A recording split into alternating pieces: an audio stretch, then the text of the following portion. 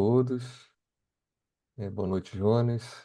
Viu, Jonas? É um grande prazer te receber aqui e estar Prazer. contigo hoje apresentando esse trabalho. Semana passada tivemos o prazer também de receber o Álvaro.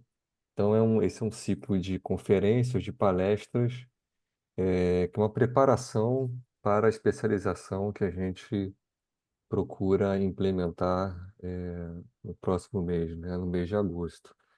Então, é uma alegria muito grande porque Jonas, estava até falando aqui antes de começarmos, que o Jonas foi o primeiro que eu busquei, assim, já que no Rio de Janeiro não tinha nenhum interlocutor, eu fui lá, Juiz de Fora, procurá-lo. Só depois, um pouco que eu conheci Miriam e Ana, minhas amigas que liam, né, Kierkegaard, mas até então não conhecia ninguém. Então eu fui até Juiz de Fora quando eu soube que um aluno do Álvaro tinha passado para Juiz de Fora, acho que foi em 2009 mesmo, que você passou, não Isso. foi? Então, eu Uhum. fui até lá, aí eu conheci o Jonas, participei de alguns encontros, e hoje, agora, depois de 16 anos, estamos aqui, né? O Jonas já com uma carreira docente consolidada em Juiz de Fora, já pleiteando agora a titulação dele, é um professor titular, já tradutor de uma obra central em Kierkegaard, né, Doença para a Morte. Então, é realmente um privilégio termos o Jonas hoje falando aqui para a gente sobre Kierkegaard. Jonas, deixa eu só ler o currículo dele. Jonas é graduado em Filosofia na Universidade do Vale do Rio dos Sinos, mestre em Teologia pelo Instituto Ecumênico de Pós-Graduação das Faculdades Este, doutor em Teologia e EPG Este, com bolsa de doutorado sanduíche no Centro de Pesquisa Soren Kierkegaard, Copenhague, Dinamarca, e pós-doutorado em Filosofia na Unicinos, com bolsa do CNPq, e é professor associado no departamento e no programa de pós-graduação em Ciência da Religião e no programa de pós-graduação em Filosofia, ambos na Universidade Federal de Juiz de Fora. Tem experiências nas áreas de filosofia, teologia e ciências da religião, com a ênfase em filosofia da religião, antropologia filosófica e nos pensamentos de Kierkegaard e de Paul Tillich. Traduziu A Doença para a Morte, de Kierkegaard, e a palavra é contigo, Jonas. Certo. Boa noite, pessoal. Muito obrigado, Eduardo. Obrigado pelo convite, obrigado pela apresentação. É, é uma alegria para mim estar aqui hoje à noite e falar um pouco de Kierkegaard, especialmente falar de aspectos da psicologia de Kierkegaard, que é algo que me encanta. A minha leitura de Kierkegaard é uma leitura assim que transita entre filosofia e religião, filosofia e teologia, mas a minha leitura filosófica se volta para aspectos da noção de ser humano e das noções correlatas aí. É, a própria noção de ser humano, angústia, desespero. Então, por isso, para mim, é uma alegria estar falando de uma perspectiva psicológica, né? Não é à toa que eu busquei traduzir justamente o Doença para a Morte, que é uma obra tão importante para a psicologia de Kierkegaard, porque sempre foi um tema que me interessou muito. E eu acho que essa obra é absolutamente crucial para a gente entender vários aspectos do pensamento de Kierkegaard. Então, isso para dizer da minha alegria e da minha satisfação. Quando eu recebi esse convite, eu pensei muito sobre o que eu falaria, né? Eu tive uma boa liberdade para escolher o tema, e então eu decidi fazer essa articulação do desespero ao tornar-se si mesmo. Porque eu até disse para o Eduardo, quando ele me fez o convite, olha, eu acho que aí a gente tem aspectos centrais para compreender Kierkegaard, alguns dos alicerces, assim, para compreender Kierkegaard estão nessa relação, a relação entre desespero e tornar-se si mesmo. Eu acho que há aí alguns elementos um pouco contraintuitivos ou não tão simples quanto parecem à primeira vista, talvez. Também porque essa relação do desespero ao tornar-se si mesmo é a relação que está colocada no Doença para a Morte. Essa obra gira o tempo inteiro em torno dessa dialética aqui. Então, eu vou explicar um pouco desses aspectos. Com isso, eu acho que eu vou estar fornecendo algumas chaves para ler essa obra aqui, mas também algumas chaves para ler Kierkegaard como um todo, eu acho. Essa é a minha intenção com essa fala, tá? Então, quando eu for falar do desespero, eu vou falar então um pouco da definição do ser humano, da angústia, do próprio conceito de desespero. E depois vou trazer alguns elementos do tornar-se si mesmo. E aí eu vou entrar em alguns aspectos do religioso de Kierkegaard, procurando chamar a atenção como esse religioso em Kierkegaard tem que ser lido com muito cuidado. O Kierkegaard tem uma noção muito peculiar, muito própria do que ele entende por religião, então aqui a gente tem que ter cuidado para não imprimir certas noções nossas no conceito de religião dele. Pretendo ajudar um pouco nesse sentido. É, bom, eu não sei o quanto que vocês conhecem de Kierkegaard, provavelmente, dado o número de participantes na aula, o mais provável é que o grupo seja heterogêneo. Enfim, mas eu não sei, então, com isso, da minha parte, eu vou falar e no final a gente pode fazer um momento para perguntas, mas eu posso, vocês podem, se quiserem, fazer perguntas durante a minha fala também, não tem problema, tá? Justamente porque eu não conheço vocês, então eu posso estar falando coisas muito óbvias ou estar falando ou estar supondo demais. Então aí com a conversa a gente pode se ajustando. Muito bem. Eu começo então com a definição de ser humano de Kierkegaard, tá? Como ela está no Doença para a Morte. Vou fazer alguns comentários rápidos. Essa noção a gente tem aqui na Doença para a Morte, página 43, tá?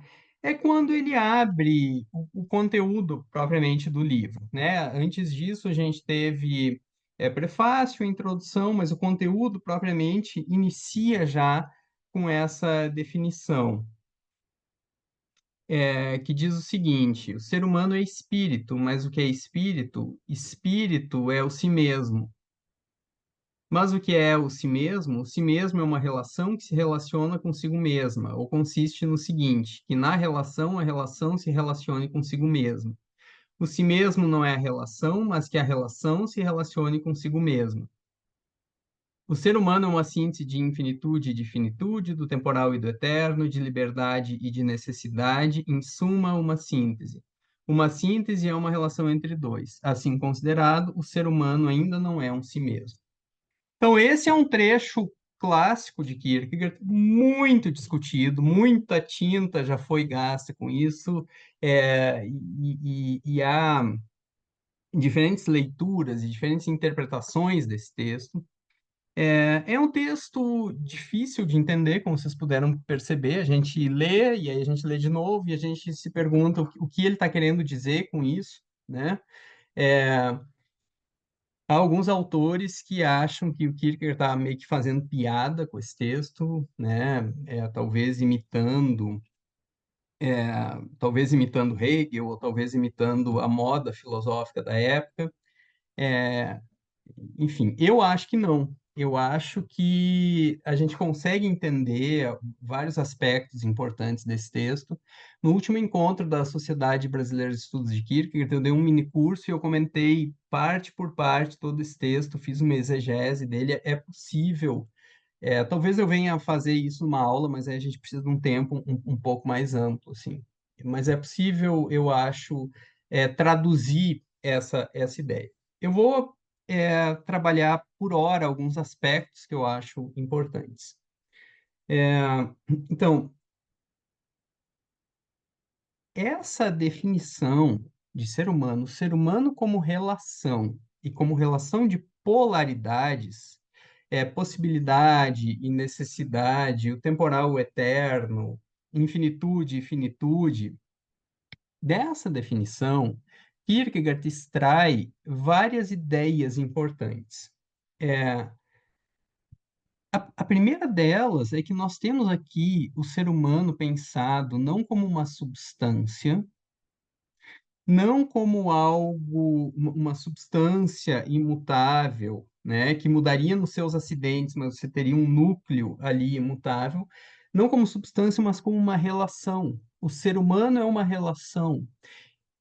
Esta relação, ela está dada, mas ela precisa ser efetivada, realizada por cada indivíduo, tá? Então, o si mesmo é uma relação que se relaciona consigo mesmo, tá? Então, quando a gente diz que o ser humano é uma relação, nós temos um passo filosófico importante aqui. Ele não é mais pensado como substância, como aquele núcleo, como aquela essência, mas como uma relação, portanto, como processo. É uma relação que nunca está acabada, é um processo constante. Essa ideia, ela é colocada aqui, no começo do Doença para a Morte, que é uma obra que vai lidar justamente com todo esse processo, de desespero, de tornar-se si mesmo, essa dialética entre o desespero e o tornar-se si mesmo. Tá? Então, um pressuposto fundamental. Claro que se a gente lê rápido, a gente pode passar batido e não perceber a riqueza e a mudança que nós temos aí do ser humano concebido como relação. Esse é o primeiro ponto. Então, hum, deixa eu só dar uma olhadinha na minha anotação aqui, se eu estou deixando escapar algo.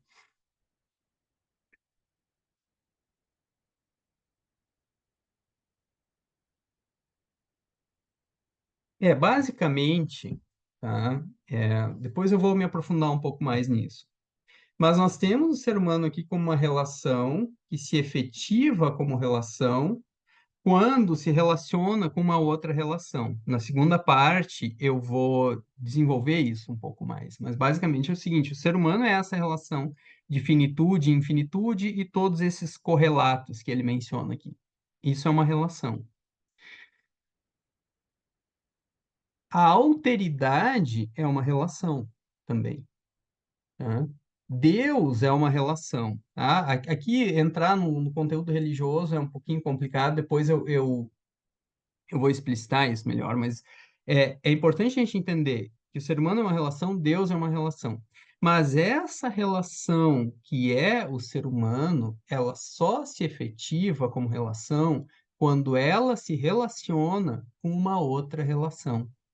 Então, nós somos uma relação interna, mas nós somos, ao mesmo tempo, uma relação para fora. E essa relação que é interna depende de uma relação que está fora. Tá? É, então, nós temos relação interna, relação fora, e nós temos a relação das duas relações. Tá? Então, de alguma maneira, claro que a gente pode interpretar e traduzir isso, mas o básico, em termos abstratos, é que eu sou uma relação que só me completo enquanto relação estabelecendo outras relações, tá? Ou estabelecendo uma outra relação fundamental, tá? Claro que isso que eu estou dizendo tem uma série de implicações e desdobramentos, tá? Mas para citar inicialmente, esse é um ponto importante, tá? Quer dizer, o que nos caracteriza como humanos, aquilo que nos une, aquilo que nos assemelha, tá? Nesse entendimento, não é uma substância, mas é o fato de que cada um de nós tem que realizar essa relação. E realizar essa relação é se tornar indivíduo. Então, paradoxalmente, aquilo que nos une é também o que nos separa. O que nos separa é o que nos une, né? O fato de sermos relações enquanto indivíduos. Dessa definição de ser humano como relação, Kierkegaard vai extrair, então, além das consequências de pensar o ser humano como relação, quando você pensa ele como essa relação polar de possível e necessário, temporal e eterno, etc., finito e infinito, a partir disso ele extrai a análise da angústia. Você não explicaria o fenômeno da angústia, no entendimento de Kierkegaard, se você não pudesse pressupor o ser humano como essa relação. Às vezes ele chama de relação, às vezes ele chama de síntese, tá? Síntese num sentido, sim, muito peculiar, né? Síntese como essa relação que tem que se realizar na existência, não num sentido hegeliano, de que eu realizaria a síntese por um conhecimento filosófico sistemático objetivo. Não é algo simplesmente mental ou do nível da objetividade, é algo que eu tenho que realizar na minha vida. É quase o contrário, num certo sentido, é algo que eu tenho que realizar no limite da objetividade. Lá onde a objetividade falha, lá onde a objetividade claudica, lá onde ela não me fornece mais critérios e parâmetros, ali é que eu tenho que me decidir. E ali é que eu realizo síntese. Tá? Então, é um termo que ele herda da lógica hegeliana, mas ele dá um outro tom, como ele faz com vários outros termos, né? Não só de Hegel, mas de vários filósofos. Aliás, na filosofia sempre acontece isso, né? Você toma certos termos, mas o filósofo dá a própria cara, o próprio tom para aquele termo, né? Então, na psicologia do século XIX, basicamente, muito basicamente, o que se faz é o seguinte: como que o ser humano deve ser definido, deve ser concebido para que certos fenômenos façam sentido? Então, eu percebo um fenômeno que a gente chama de angústia, ou que a gente chama de desespero, etc. Como que eu posso conceber o ser humano para que esse fenômeno faça algum sentido? Talvez o fenômeno da angústia e o fenômeno do desespero, por exemplo, façam, ou da constituição do si mesmo, da subjetividade, façam sentido se eu puder pressupor o ser humano como uma síntese, como essa relação de polaridades, tá?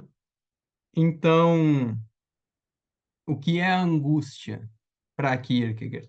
A angústia é o sentimento ambíguo diante da possibilidade de eu me tornar algo, porque eu estou sempre realizando a síntese, efetivando a síntese, mas eu nunca sei como vai ser a síntese depois da efetivação.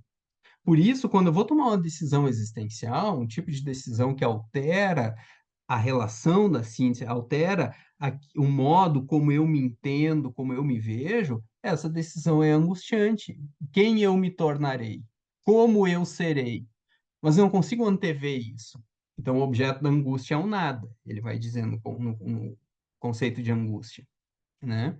Então, né, como vocês todos sabem, angústia é aquele medo sem objeto, né? Essa indefinição.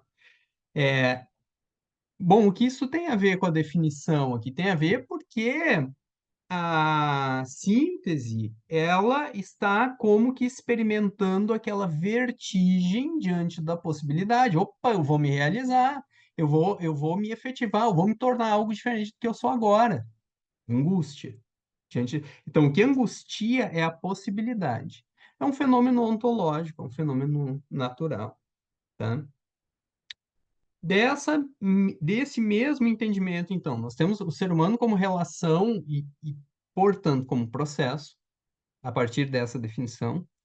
Nós temos a angústia, mas nós temos também o desespero. O que é o desespero? Numa palavra, o desespero é a má relação da síntese.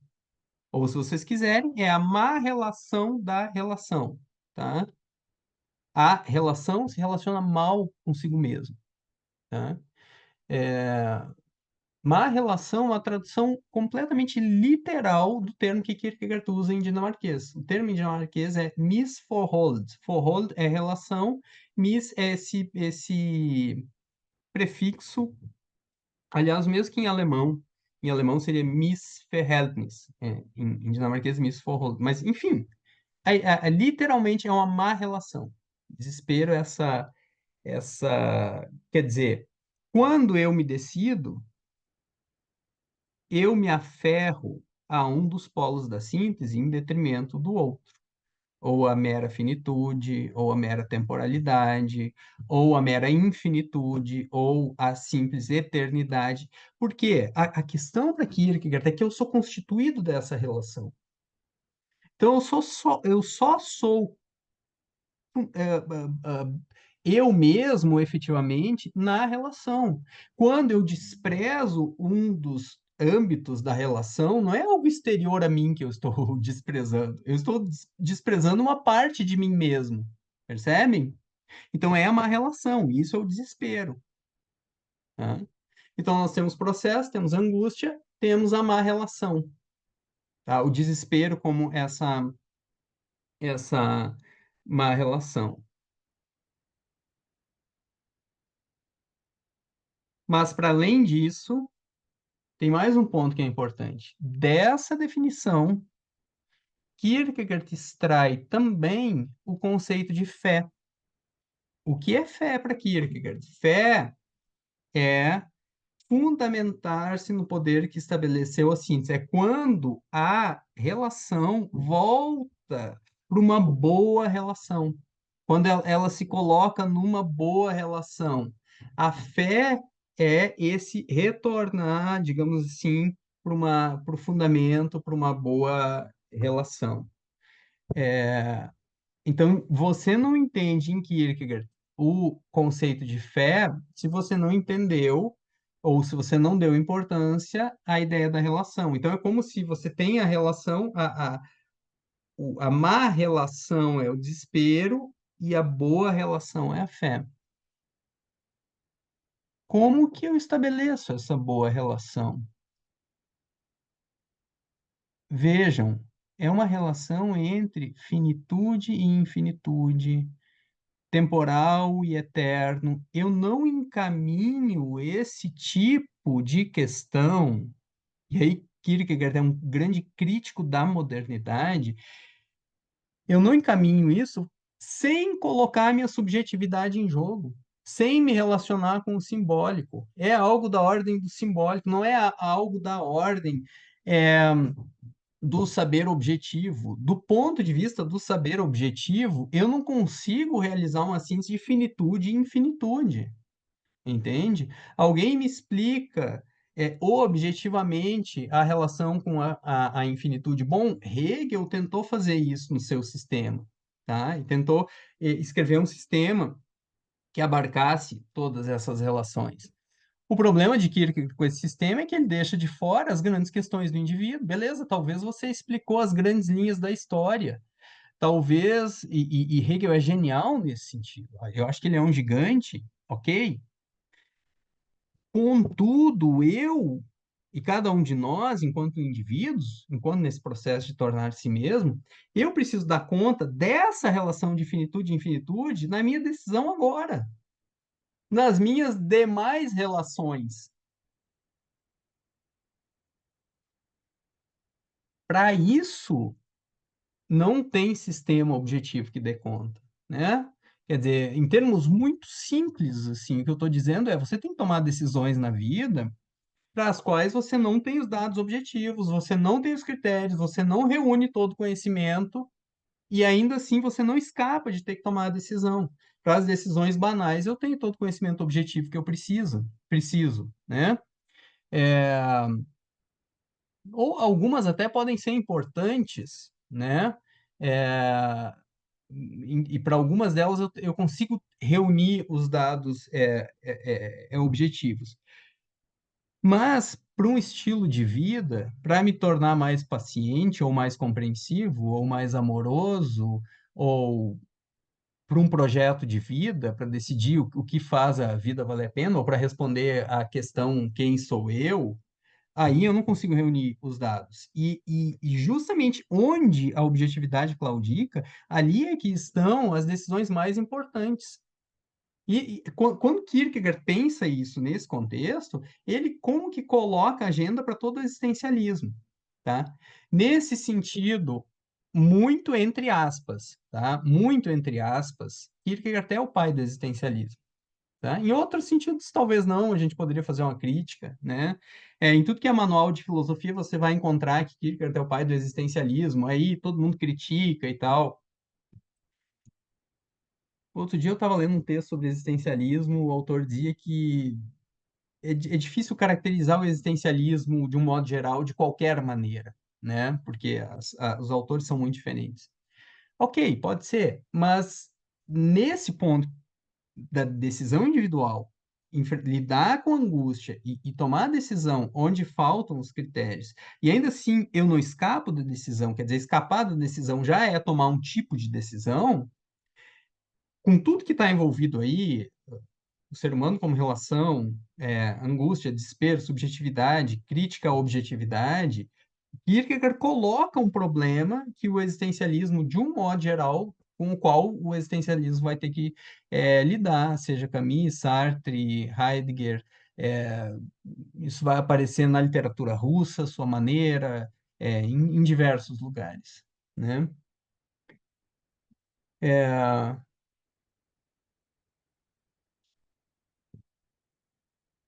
muito bem. Tá? Então, o último ponto é fé, e a fé deve ser entendida como ela é mais do que isso, mas ela é, em boa medida, o colocar a subjetividade em jogo naquilo que eu penso. Eu não posso pensar apenas com categorias externas a mim. Eu tenho que colocar a minha subjetividade em jogo, eu tenho que colocar a minha vida em jogo é, naquilo que eu penso, é, e levar o filosofar num certo sentido, ao limite do filosofar, o pensamento ao limite do pensamento, a linguagem ao limite da linguagem, né? Isso tudo está envolvido no conceito de fé. É, muito bem, então esses são alguns desdobramentos, tá? Para tentar mostrar como que essa definição de ser humano vale a pena a gente ler ela com cuidado, voltar a ela, refletir sobre ela, porque isso é como uma pedra de toque, como algo, digamos, seminal da obra como um todo, tá? De toda a doença para a morte e de toda a psicologia de Kierkegaard, tá? Quando vocês olharem essa definição lá no Doença para a Morte, vocês vão ver que lá está dito, como eu li, o ser humano é uma síntese de infinitude e finitude, do temporal e do eterno, de liberdade e de necessidade. Aqui tem um comentário que eu acho que é importante. Ele escreve no começo a síntese como sendo de liberdade e de necessidade. Mais adiante na obra, vocês vão ver que ele não usa essa polaridade como liberdade e necessidade. Mais adiante, ele vai usar como possibilidade e necessidade, tá? Essa outra alternativa, não liberdade e necessidade, mas possibilidade e necessidade, ela é mais condizente com o modo como Kierkegaard pensa, tá? Ele escreve aqui no começo liberdade e necessidade, talvez é um engano dele, ou talvez o que ele faz bastante, às vezes ele usa os termos de maneira mais solta, tá?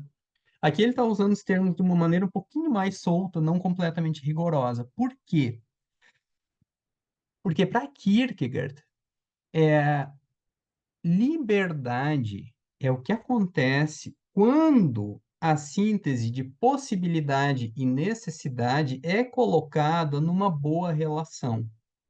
O resultado da boa relação entre necessidade e possibilidade é a liberdade, tá? liberdade não é um sinônimo de possibilidade para Kierkegaard, tá? Em termos filosóficos, a liberdade é um conceito relacional. Liberdade acontece sempre em relação. Então, a gente não poderia identificar sem mais nem menos com possibilidade, tá? Então, quando eu vou apenas para o polo da possibilidade, aquele tipo de vida onde tudo é possível, tudo é possibilidade, minha vida tudo é possível, isso é um tipo de desespero, é o desespero da possibilidade, é o carecer de necessidade. Por outro lado, quando eu digo que tudo é necessário, ou tudo está pré-determinado, ou a minha vida não tem jeito, porque está tudo escrito, isso é o desespero da necessidade, que é o carecer de possibilidade. Então, a existência, ela tem que colocar a possibilidade e necessidade numa relação adequada. Quando ela faz isso, a liberdade, então, é o, digamos assim, o resultado dessa dialética, é o efeito dessa dialética bem realizada. Porque, vamos lá, é, a vida de cada um de nós tem elementos de necessidade, né? O contexto onde você nasceu, vários elementos corporais da sua história e tal, eles são necessários no sentido de que eles não podem deixar de ser como são, vários deles, né? No sentido filosófico de necessidade, não pode mudar, né? E ao mesmo tempo você tem uma abertura de possibilidades. A liberdade, então, é colocar essa relação numa boa relação, tá? Eu digo isso só para que liberdade não seja simplesmente identificado com possibilidade pura. E se vocês olharem na internet, está cheio de vídeo por aí dizendo que em Kierkegaard você tem uma liberdade absoluta. Isso é desconhecimento. Isso não é o modo como Kierkegaard pensa, né? E isso às vezes vem da gente não se dar conta de que é, liberdade não é o contrário de necessidade. Por isso que eu estou fazendo esse adendo que eu acho que é importante.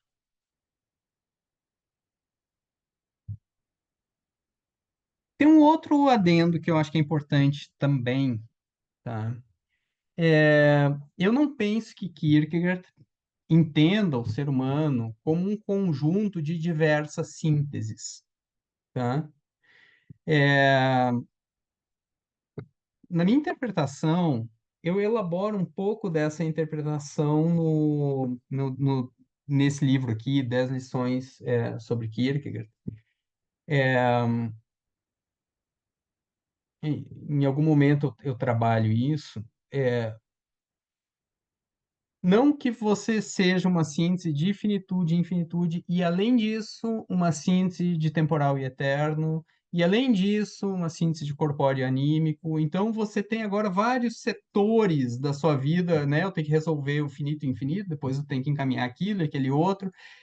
O ser humano é uma síntese de finito e infinito, e de todos os seus correlatos. Essa síntese de finito e infinito pode ser vista do ponto de vista do temporal e do eterno, do possível e do necessário, tá? Em alguns momentos, no Doença para a Morte, o ser humano é uma ciência de finito e infinito, ou de finitude e infinitude. Em alguns momentos, ele repete simplesmente assim, tá? É, Essa relação de finitude e infinitude, bom, tem vários aspectos, né? Um é possibilidade e necessidade. A possibilidade está para a infinitude, a necessidade está para a finitude, né? O eterno está para a infinitude, o temporal está para a finitude. Então, ela se expressa de diversas maneiras, né? Nós vivemos, se a gente quiser fazer uma pequena tradução aqui, nós vivemos no Cronos o tempo inteiro, né? De tempo disso, tempo daquilo, tal. Mas para além de Cronos, nós temos um aspecto, para além do Cronos, o que o Kierkegaard aqui está chamando de tempo, nós somos feitos de um outro tempo, de uma outra qualidade da temporalidade, que ele está chamando de eterno, tá? Às vezes a gente pode chamar de Cronos e Kairos, como você sabe, né? Então, para além do tempo Cronos, eu preciso do tempo da arte, do tempo da paixão, do tempo da imaginação, do tempo onde eu perco o tempo, daquele tempo que não é categoria, que não é espacializado, né? O que que a gente faz? A gente espacializa o tempo, né? Isso você faz com o Cronos e você vai lá e pica ele. Eu lembro da minha professora de história na escola fazendo uma linha de tempo, assim, né? A gente pensa a história assim, então você espacializou ele e aí você começa a dividir ele, né? A gente faz isso no nosso dia a dia, na nossa agenda e tal.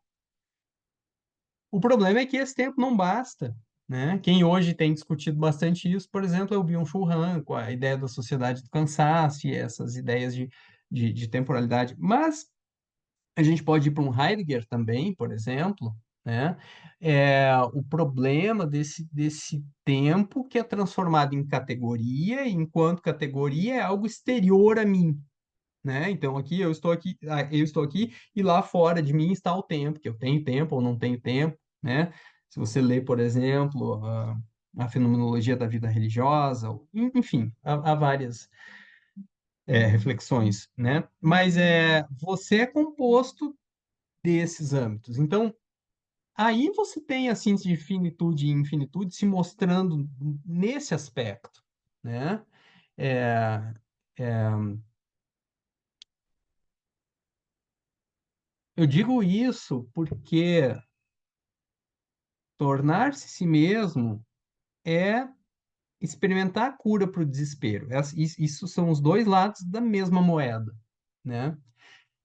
E essa cura para o desespero, que está relacionada à fé, e muito teria que ser falado sobre isso, mas ela acontece para Kierkegaard no instante, tá? É um processo, mas é um instante no sentido de que é uma mudança qualitativa. Eu olhava para a vida de uma maneira e, de repente, eu passo a perceber de outra maneira.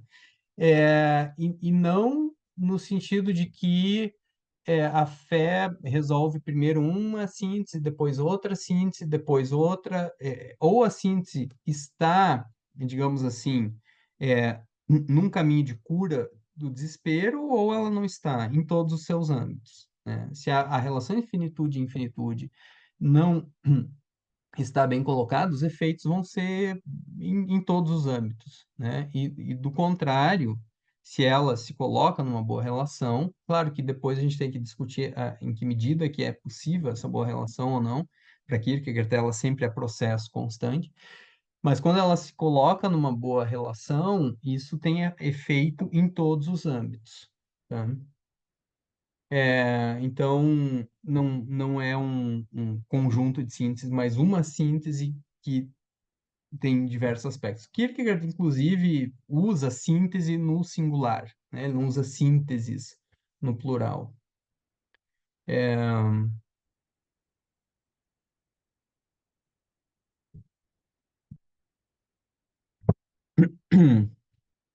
Então, para Kierkegaard, tentando de novo traduzir um pouco essa ideia,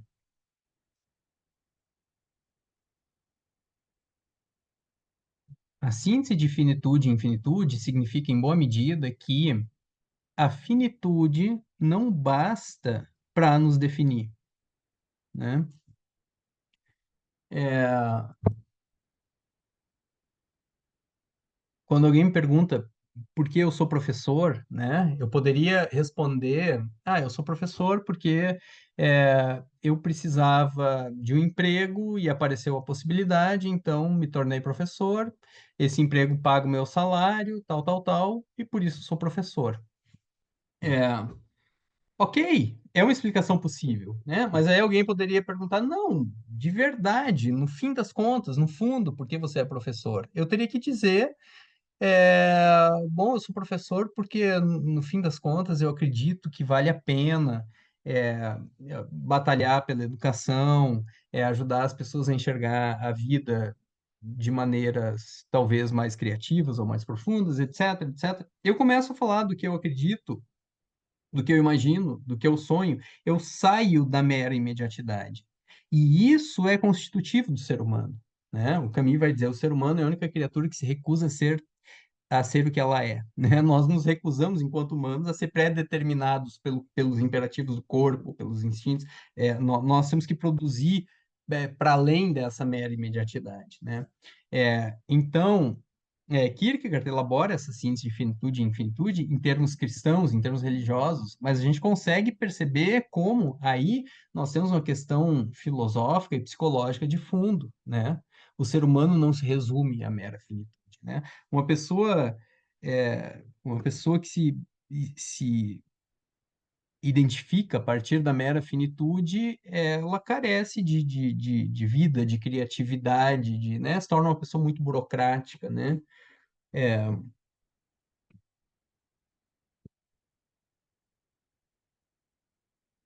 muito bem. É,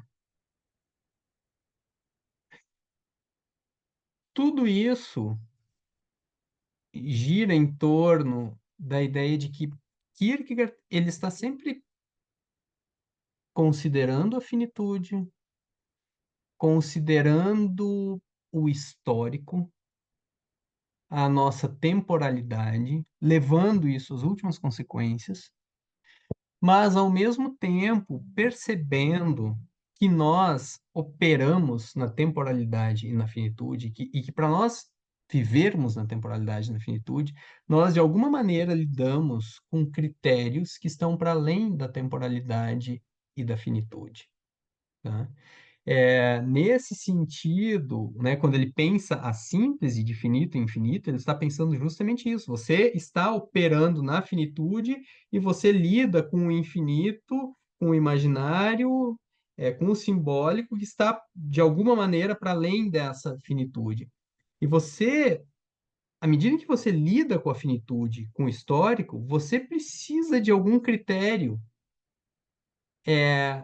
para não para navegar, digamos assim, na finitude. Aliás, navegar não é uma mera metáfora, ele usa exatamente essa imagem.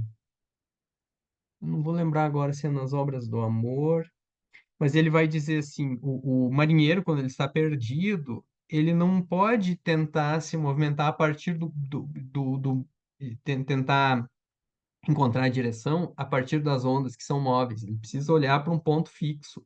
E aí ele tem que olhar para o céu. E isso é a relação de infinitude para com a finitude.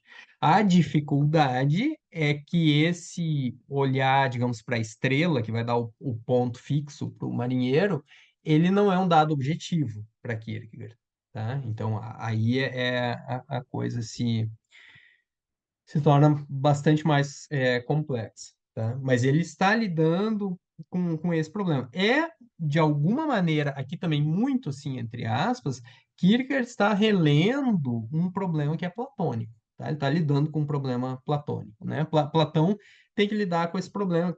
Como é que eu construo um conhecimento permanente a partir de uma realidade que é mutável o tempo inteiro, né? Se Platão não conseguisse resolver esse embate entre Heráclito e Parmênides, ele não conseguiria construir ciência, né? Agora, Platão está lidando com isso do ponto de vista epistemológico, pelo menos num primeiro ponto, assim. Kierkegaard está trazendo esse problema para dentro da existência, tá? Jonas, Sim? essa passagem é lindíssima, né? Eu acho que ela está lá nesse texto que o Álvaro traduziu, que é discursos edificantes em variados e diferentes espíritos. Acho que está lá nesse texto. Eu fico Uhum, pensando, aproveitando essa deixa que você fez, esse olhar para cima, né, para as estrelas, buscando uma espécie de orientação para a vida, para viver, em meio à finitude, em meio a Cronos, ao temporal, e esse olhar para cima como sendo esse olhar para essa dimensão eterna, né, e que é o divino, né, que é Deus, para usar uma expressão de anticlímax. Agora, como pensar esse olhar para cima, esse olhar para o eterno e para Deus, do mesmo modo como você colocou o humano como sendo não substanciado, não substância, mas como aquilo que se dá e se realiza no processo, né? Como esse olhar para cima também observar o eterno, o Deus também de maneira dessubstanciada. Você acha que é possível ver Deus assim?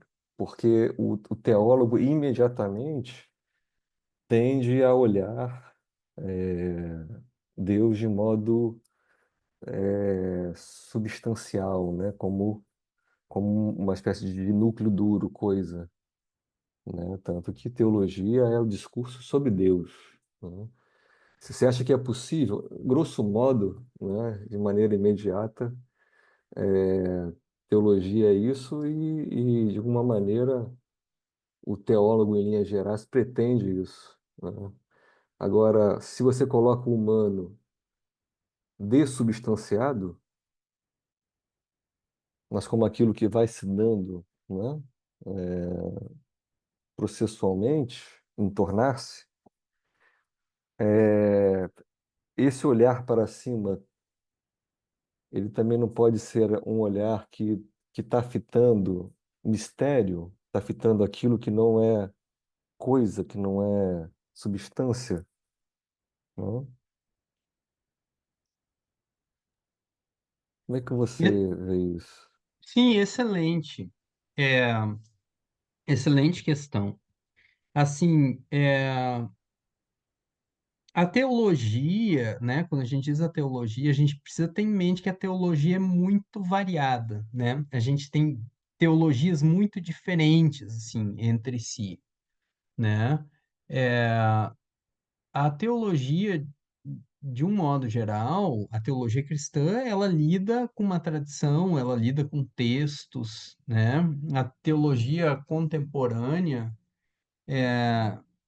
dificilmente ela... Bom, aí depende um pouco, né? Mas assim, por exemplo, eu lido mais com o mundo, com a teologia protestante, dificilmente ela pretende um discurso sobre Deus, né? Ela lida com a tradição teológica e faz uma autointerpretação desses textos. E o Paul Tillich, por exemplo, vai dizer Deus é um símbolo para Deus, né? Ele pensa um Deus além de Deus, que é, né? O Rudolf Otto pensa o Deus como inteiramente outro. Então, e aí a gente poderia dar vários exemplos, né? Eu não tangencio. Agora, eu tenho uma linguagem simbólica que eu posso interpretar o sentido dela para a existência. Kierkegaard está em boa medida operando já nessa chave, tá? Ele e vários outros. É, eu acho difícil determinar em que medida Kierkegaard pensa esse Deus não substanciado, porque, na minha leitura, é, é, não sei se o Kierkegaard tem uma posição completamente clara e final sobre isso, né? Kierkegaard às vezes se recusa a certas posições finais, né? Como muitos de vocês sabem. Então, tem certos problemas, assim, quando você espera que ele vai resolver, às vezes ele não resolve.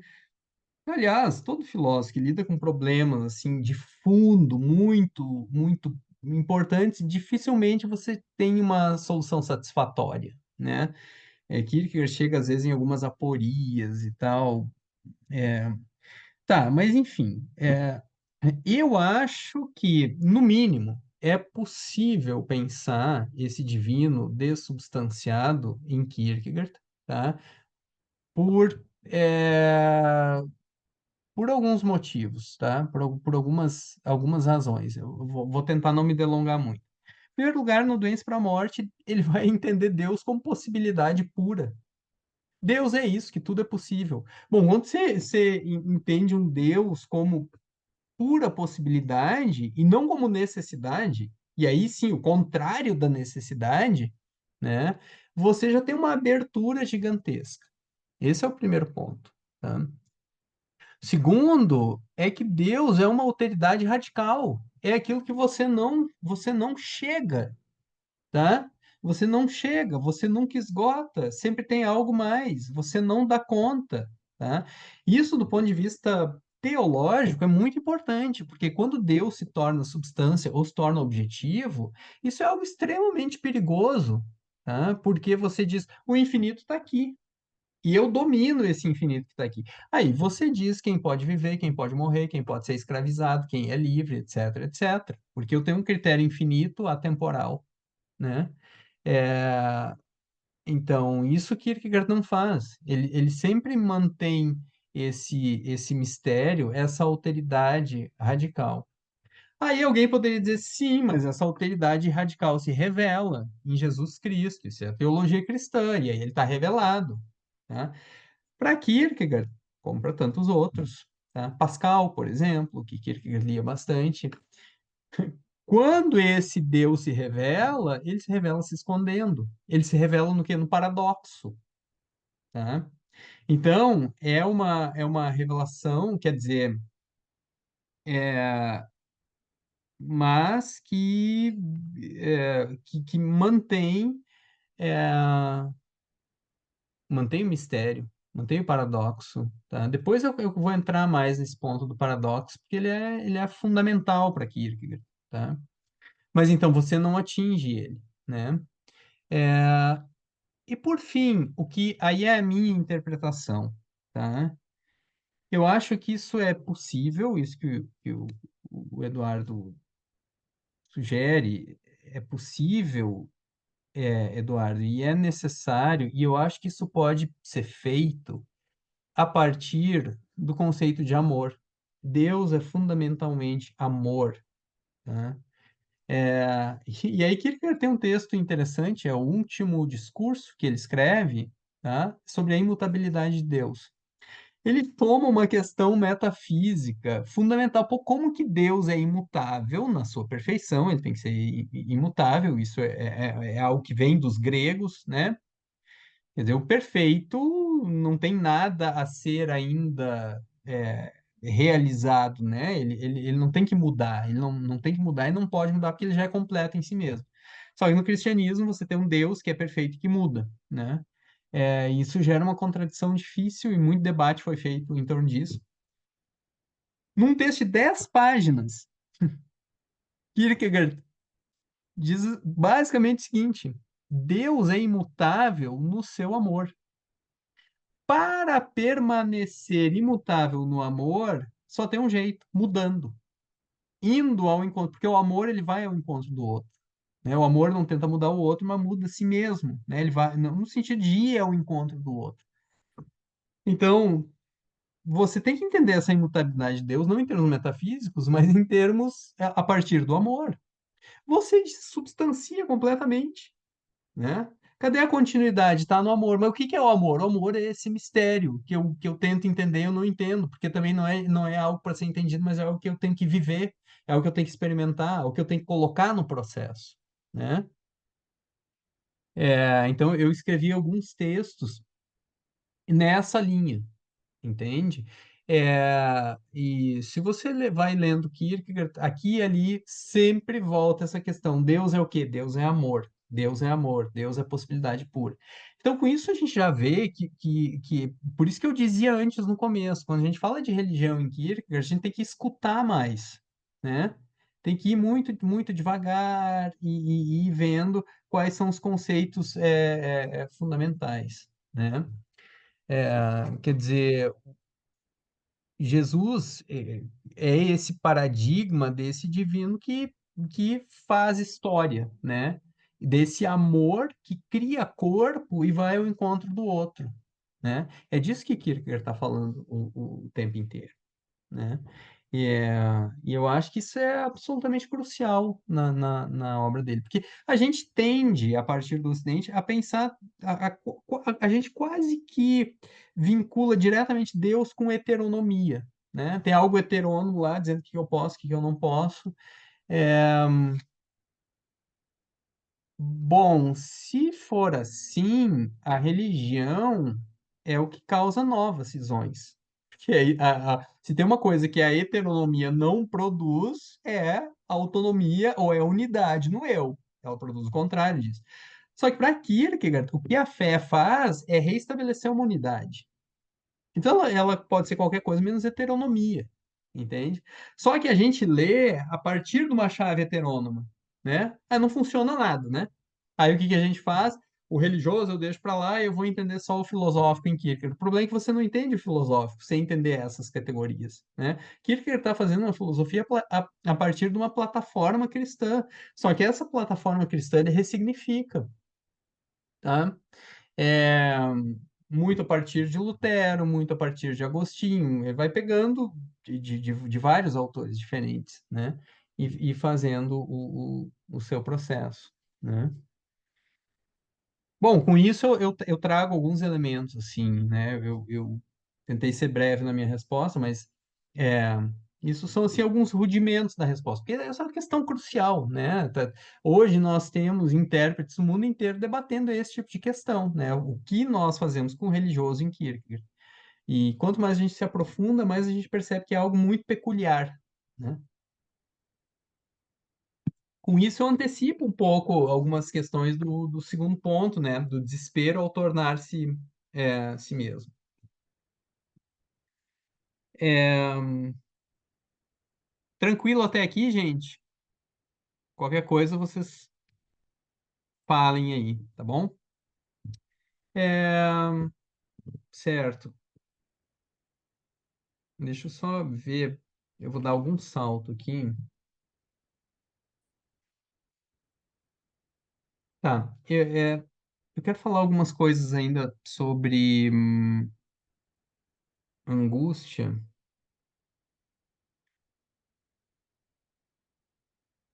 Então, basicamente, como eu dizia antes, a angústia é aquele sentimento ambíguo diante da possibilidade de realização da síntese. Tá? Quando eu antevejo que eu vou alterar a minha síntese, aquilo que eu sou, a minha relação de finitude e infinitude, eu vou alterar isso numa decisão, ou eu vou pender mais para a finitude, ou vou me afastar mais da finitude, é, a angústia é esse sentimento ambíguo diante da possibilidade. Nesse sentido, a angústia é ontológica, isso é importante entender. Ela é natural, é natural para o ser humano, ela faz parte da nossa humanidade, tá? É, é, mas o que a angústia faz? Se você olhar com atenção para o conceito de angústia, às vezes parece que a angústia explica o desespero, porque a angústia é a possibilidade, isso é o que às vezes parece, a angústia é a possibilidade e o desespero é a efetivação, tá? Então eu estava na possibilidade de realização da síntese e eventualmente eu realizei mal a síntese, me agarrando a um dos polos em detrimento do outro, tá? Contudo, para Kierkegaard, o que a angústia faz não é explicar o desespero. Não é que a possibilidade explica a efetividade, ou que a possibilidade explica a realidade. A angústia, isso eu acho um ponto importante, que às vezes não é entendido, a angústia descreve a situação de um indivíduo, e descrever é diferente de explicar, tá? Ela descreve a situação de um indivíduo antes da entrada no desespero. Depois que ele está no desespero, eu consigo de novo descrever os fenômenos. Entretanto, aqui no meio, entre a angústia e o desespero, existe um ponto obscuro que ninguém acessa.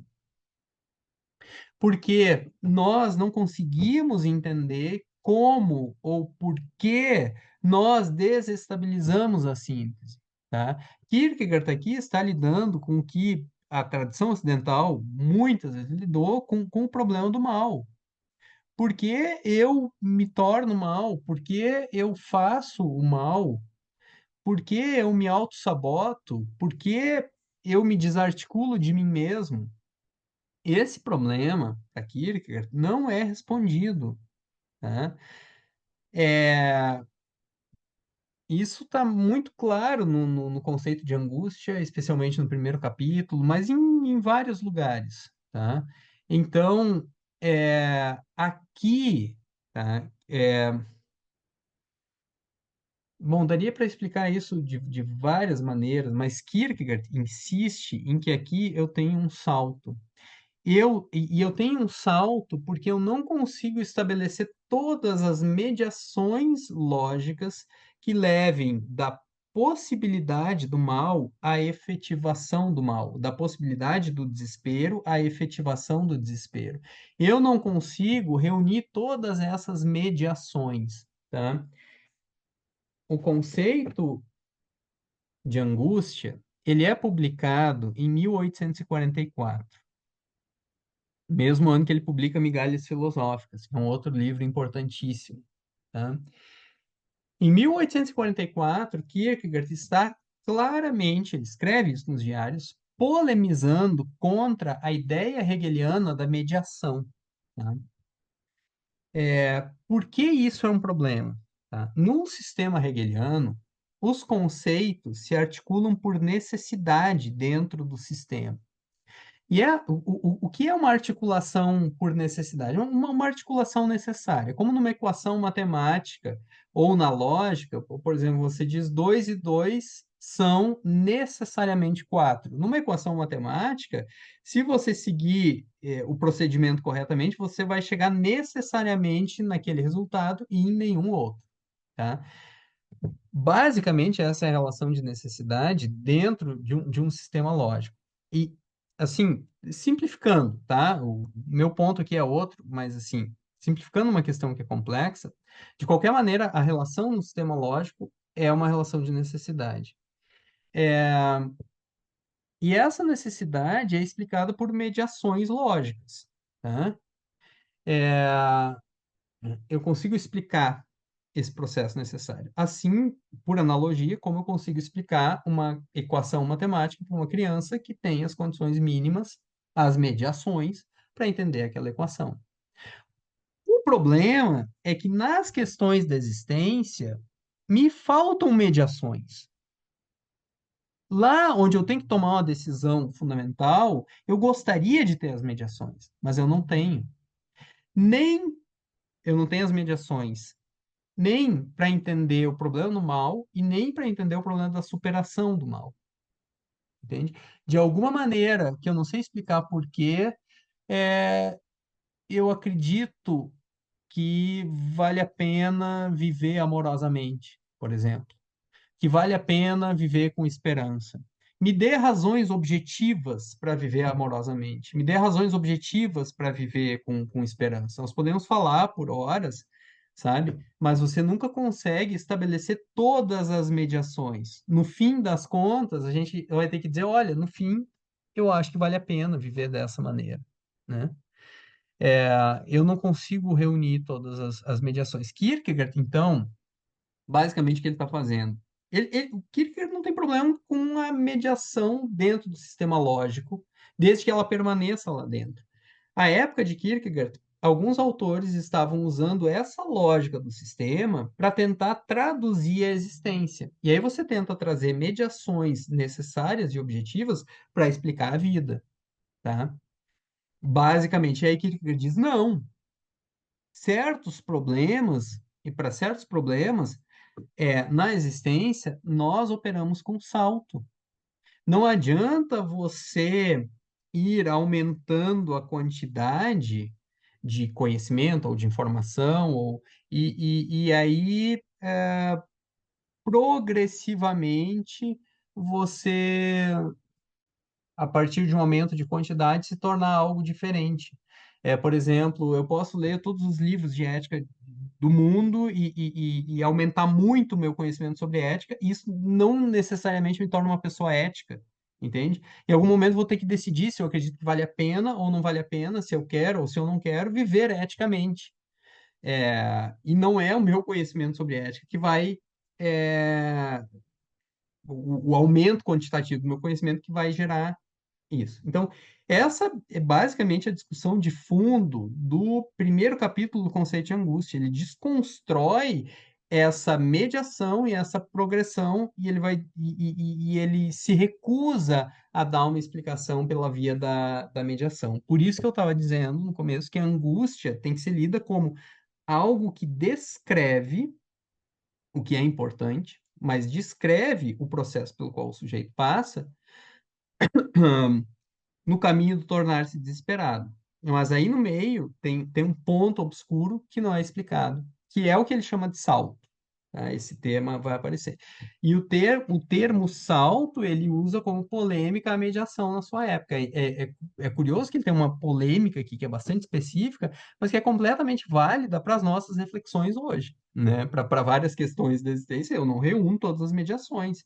E é justamente ali onde eu careço de mediações que eu tomo algumas das decisões mais cruciais da minha existência. Quer dizer, temos que aprender a lidar com a angústia, né? Com isso também, eu digo que a angústia, ela não é causa do desespero. Isso às vezes é interpretado assim. A angústia vai aumentando, aumentando, aumentando, até que ela se mostra como causa do desespero. Ela aumentou tanto que ela se transformou em desespero. Não. Kierkegaard pensa de modo radicalmente diferente disso, né? Porque senão o aumento quantitativo geraria mudança na existência. Mas a mudança na existência, aquelas que são cruciais, elas não acontecem assim, elas acontecem por salto. Você tem que decidir se você quer ou não perdoar. Veja, Kierkegaard não nega que a informação, a conversa, o aumento quantitativo te influencie. Pode influenciar. Eu posso ouvir várias coisas sobre amor, ou sobre perdão, ou sobre paciência, ou sobre etc., autenticidade. Isso pode me influenciar. Mas isso é, não determina o aumento quantitativo, não determina a minha decisão. O que determina a minha decisão é o salto. É por isso que nós nos angustiamos, tá? Se a minha reflexão quantitativa determinasse a minha decisão, não precisaria me angustiar. Eu vou reunindo, aumentando, aumentando, aumentando. Quando eu tenho todos os conhecimentos necessários, a decisão está aí, se coloca, tá? É, então, a gente tem que ter cuidado com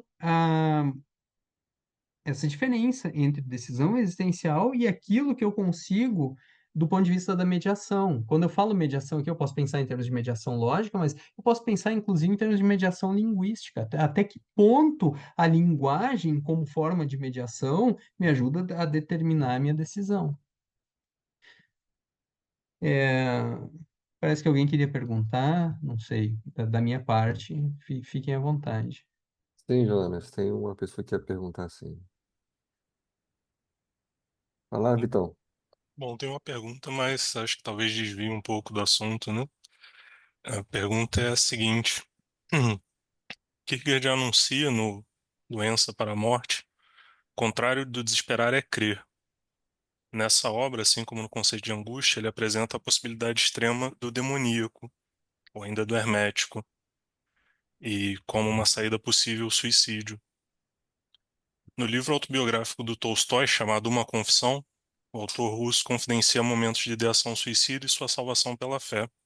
Queria saber se o professor já leu essa obra do Tolstói e se acha que o autor russo poderia ser tomado como um exemplar de fé no sentido kierkegaardiano.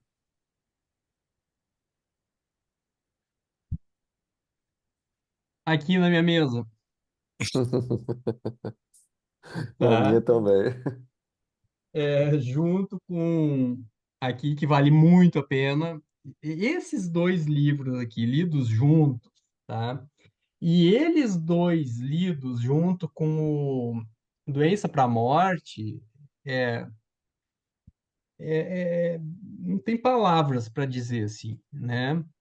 Eu publiquei um texto na Revista de Literatura e Cultura Russa da USP.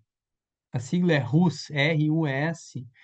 Tem um volume lá sobre Tolstói, e eu publiquei um texto lendo A Morte de Ivan Ilitch, a partir de algumas categorias do Doença para a Morte, e eu trago ali algumas incursões numa confissão do Tolstói. Então, eu acho que tem diferenças e tal, mas eu acho que vale muito a pena ler essas obras juntas, tá? Nesse livro, Uma Confissão, por exemplo, eu acho que ele ajuda bastante, porque o Tolstói, uma das preocupações dele nesse livro é o livro tá aqui na mesa porque eu estou trabalhando com esses livros exatamente agora, na escrita da minha tese para professor titular. Eu estou, entre outras coisas, trabalhando com esses textos, exatamente.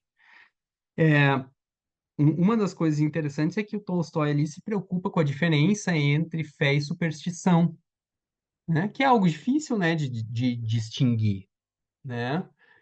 Não é impossível, né? Dá para distinguir, né? Mas se a gente entende fé como acreditar muito em alguma coisa, então como que a gente diferencia fé e superstição? Porque o supersticioso acredita muito em alguma coisa, né?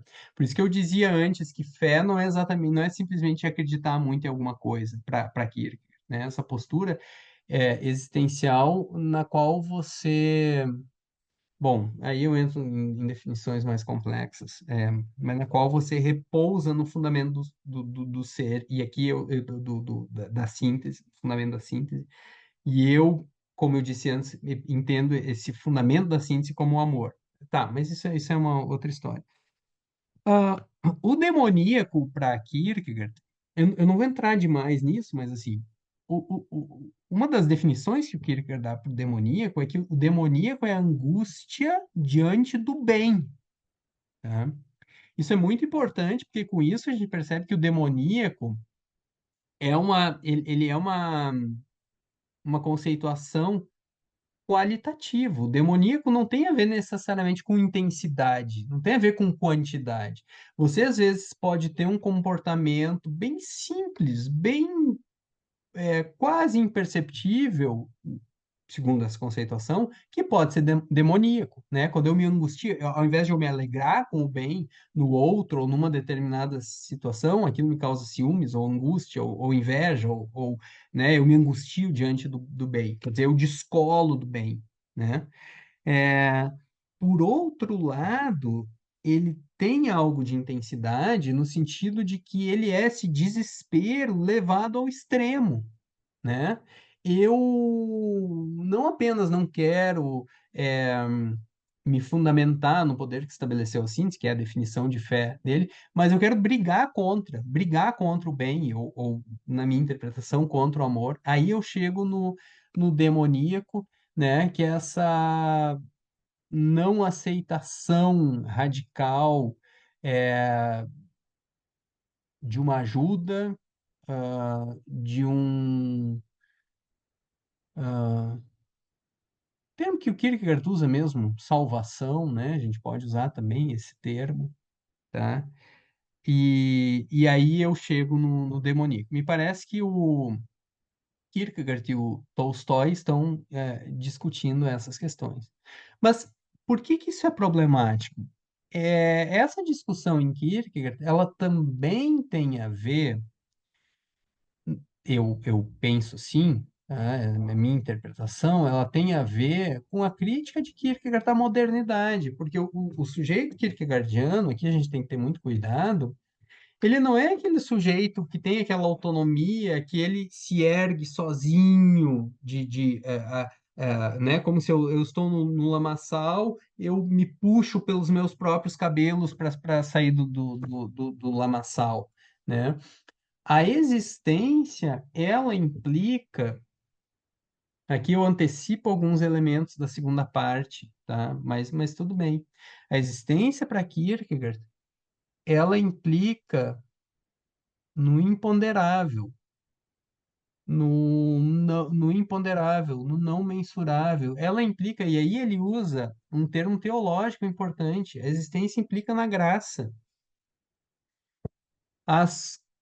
Para Kierkegaard, isso não está dito de maneira tão clara, mas nas entrelinhas a gente vê isso. As questões fundamentais da existência não são as nossas conquistas, As questões fundamentais a gente recebe de graça, a gente recebe no imponderável. Uma amizade, um amor, um sorriso, um abraço, um perdão, uma palavra amiga, a vida, né? Por mais dificuldades, traumas, uma pessoa que está viva, ela recebeu algo que pode ser chamado de graça. Isso para Kierkegaard é fundamental. Isso é da ordem do paradoxal, isso é da ordem do imponderável, do imensurável. O demoníaco, ele nega tudo isso. Não, eu não quero nenhum imponderável, eu não quero, né? Se a gente lê um Memórias do Subsolo, por exemplo, eu me, né, tenho uma posição de afronta contra isso. Isso se aproxima do demoníaco, né? Essa identidade dura, rígida, autônoma, né? Que não aceita a dádiva ou o imponderável ou aquilo que foge do controle, ou enfim, né? É, é, a luta do Tolstói nessa obra magnífica, que é uma confissão, passa também por isso, né? É uma luta um pouco diferente, mas eu acho que lida com isso também, porque o Tolstói ele briga com um tipo de religião que ele tem mais é que brigar mesmo, né? A certa altura, o Tolstói nessa obra diz assim: eu percebi que as pessoas mais mesquinhas, imaturas, tal, muitas vezes são as religiosas, e as pessoas mais honestas, inteligentes e tal, são aquelas que estão fora da religião, né? Isso ele considera como um conhecedor, a partir de dentro faz essa crítica dura à religião e tenta encontrar, então, esse outro caminho, né? É, mas, enfim, está lidando com essas questões. É, e para finalizar, e o Tolstói lidando diretamente com a questão do suicídio, aqui também da possibilidade do suicídio, que é um tema que também aparece no Kierkegaard, né?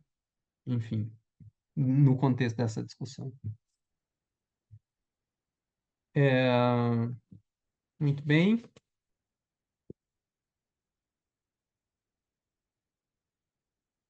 Um outro ponto que eu quero destacar que eu acho que é importante, tá? Quando Kierkegaard fala em desespero, assim, eu estava falando passando, né, da angústia para o desespero, eu vou destacar mais alguns pontos, tá? Rapidamente, e aí eu vou falar um pouquinho mais alguns elementos, eu já falei alguns, sobre tornar-se si mesmo, para a gente abrir para mais questões, se houver. Então, uma informação que eu acho que é importante, tá? Quando Kierkegaard pensa desespero, é bom a gente ter em mente que ele tem uma etimologia, a palavra em dinamarquês, o termo que ele usa, tá? Tem uma etimologia diferente, uma raiz diferente da que a gente usa em português, quando a gente fala desespero, tá? Desespero é fortvivlelse, tá? Para quem tem o Doença para a Morte na, na, que- na edição da Voz, aqui que eu traduzi, em nota de rodapé o termo aparece aí várias vezes e tal, fortvivlelse. Tem a ver com tvivel, que é dúvida. Ele está pensando naquele sujeito que não sabe se vai para cá ou se vai para lá, ou que está em dúvida ou que está dividido em si mesmo. Essa é a relação, digamos, etimológica do termo. Ele está lidando com dúvida. E não tanto com dúvida e com divisão, com dualidade, e não tanto com perda de esperança, tá? Desespero, fortvivelse, tem outra raiz. Então a gente tem que pensar o desespero, tá? Como tem que ter consciência disso e pensar o desespero como essa perda do si mesmo. Se vocês olharem, lerem com atenção Doença para a Morte, várias vezes ele fala do desespero como perda do si mesmo, tá? Na página 99, por exemplo, do Doença para a Morte, pois desespero é, bem corretamente, ter perdido o eterno e a si mesmo. É disso, como quem diz assim, é disso que eu estou falando. Eu estou falando do problema de que você está desperdiçando a sua vida se você vive desesperado, tá? A certa altura, Kierkegaard anota nos diários, eu só quero uma coisa, que as pessoas não desperdicem as suas vidas. Quem está vivendo no desespero está desperdiçando a sua vida, tá? Ele não está falando isso no sentido estético, né? Ele está falando isso no sentido de amar-se a si mesmo, de, enfim, tá? É, agora, eu tenho que fazer também um adendo, tá? Que é o seguinte, Fotwilse, então, tem outra etimologia, ok? Mas Fotwivelse é relacionado à desesperança em dinamarquês também, não pela etimologia, mas pelos termos. Se você olhar num dicionário dinamarquês e colocar lá Fotwivelse, tá? Um dos termos que logo vai aparecer é håbløshed, que quer dizer hob é esperança, løs é sem, e o hed é o que faz o substantivo aí.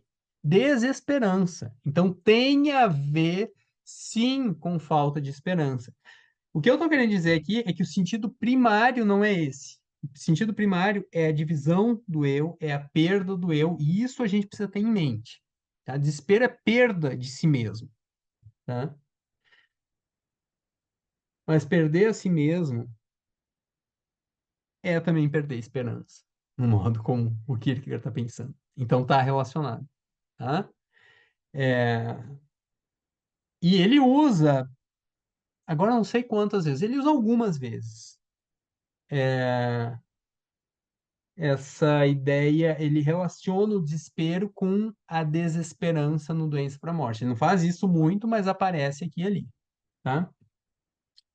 É, ainda assim, ó, o desespero como perder-se a si mesmo, ainda na página 99, tem uma citação famosa, ele diz o seguinte, ó, vejam só para sublinhar como ele está pensando no desespero como perda do si mesmo, tá? O maior perigo de perder a si mesmo pode ocorrer tão silenciosamente no mundo como se nada fosse. Nenhuma perda pode acontecer tão silenciosamente. Qualquer outra perda, um braço, uma perna, 5 thalers, uma esposa, etc., certamente se deixaria notar. Então, o Kierkegaard está pensando critérios para a existência, né? A gente não liga para o desespero, né? Perder 5 reais é uma tragédia. Agora, perder si mesmo está tudo bem, porque a vida segue, né? Basicamente, esse é o tema do Ivan Illich, por exemplo, né? O Ivan Illich vai vivendo, ele perde a si mesmo, né? Tá? Então, eu acho que é interessante a gente, quando lê desespero, pensar a perda de si mesmo. Tá? Muito bem. Claro que, então, por, por isso que foi dito, né, que é uma perda silenciosa, tá? O desespero tem a ver com aquilo que hoje a gente chamaria de gatilho, né? Ele tá latente e, de repente, acontece, pô, eu perco o emprego, né? Eu passo uma vergonha, eu sei lá, acontece aí qualquer evento externo, e a gente vai dizer, eu entrei em desespero. Kierkegaard vai dizer, não, você já estava desesperado. Se você entrou em desespero porque perdeu o emprego, a sua vida ela era toda ela desespero, o que faltava era o gatilho para vir à tona, né? A questão para Kierkegaard, fundamental aqui, não é o sofrimento, não é a dor. É claro que se eu perder o emprego, eu vou sofrer com isso. Não tem nenhum problema nisso. A questão é se eu me desestruturo, se aquilo que eu sou desestrutura, eu perco os critérios, eu não sei mais quem eu sou, por conta disso. Aí é o desespero vindo à tona. Então, o problema para Kierkegaard não é a alegria ou a tristeza, a dor ou a ausência de dor. A questão fundamental para Kierkegaard é se a vida faz sentido ou não faz sentido. É claro que ela pode fazer sentido em meio à dor, ou não ter sentido, enquanto que tudo está bem do ponto de vista estético, do ponto de vista da sensação, está tudo ótimo na minha vida. Só que ela não faz sentido por alguma razão que eu não consigo explicar, né? Esse é o problema do desespero, é o problema da falta de sentido, tá? da falta do eu. E quando esse eu não está, esse si mesmo não está bem estruturado, qualquer coisa pode fazer vir à tona o desespero que estava por baixo o tempo inteiro, tá? E por isso é um ponto que eu acho que é muito importante no Doença para a Morte, quando Kierkegaard vai dizer, página 57, que o lugar preferido do desespero é a felicidade, tá? Ah,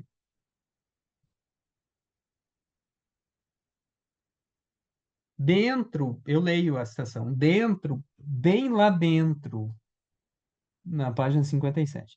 No íntimo mais profundo, do mais oculto esconderijo da felicidade, lá habita também aquela angústia que é desespero. Kierkegaard usa angústia aqui no sentido bem livre, tá? Angústia e desespero são coisas diferentes, como eu falei antes, tá? Aqui ele usa angústia no sentido bem amplo, bem solto. Aquela angústia que é desespero. E ele quer muito que o deixem ficar ali, pois para o desespero, este é o mais amado e mais procurado lugar para habitar, no âmago mais profundo da felicidade. Então aqui a gente precisa ter cuidado. O problema é o problema do sentido, não da dor ou da felicidade, ou, né? O desespero da finitude, por exemplo, né? Eu organizei toda a minha vida, vivo só a partir da finitude. Pô, eu tô ótimo, tô super feliz do ponto de vista do prazer, tô em dia, eu tô feliz, mas eu tô deixando de fora uma parte fundamental que me constitui, né? A minha infinitude.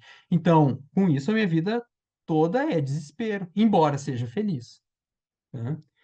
É, então, a gente tem que cuidar para não fazer essas associações imediatas, né? Desespero com falta de felicidade, ou enfim. É,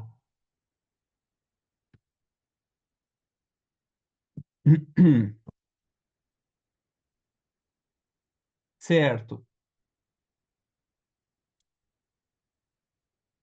É,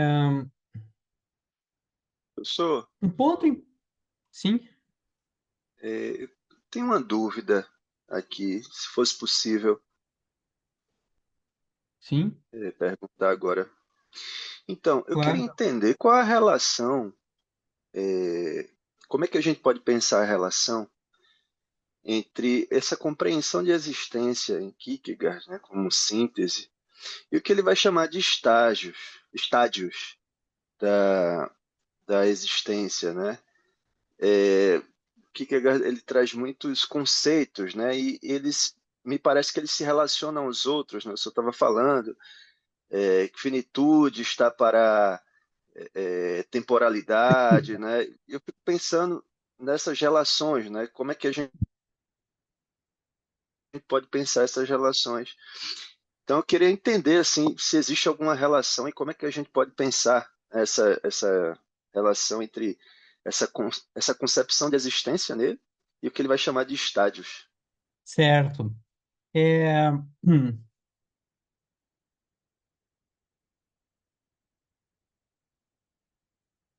a questão dos estádios, em Kierkegaard, ela é uma questão bastante delicada, tá? Porque ela é uma questão importante e delicada, basicamente porque Kierkegaard ele não tem uma teoria completa dos estádios e ele não tem uma teoria completamente final dos estádios. Essa é uma questão em aberto para o próprio Kierkegaard, tá?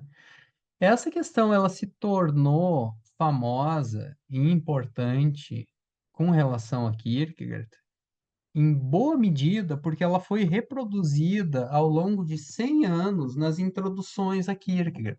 Não é que ela não existe, ela existe. Kierkegaard fala disso. Ele tem um livro publicado chamado Estádios no Caminho da Vida. Ok, ela existe, ela está lá.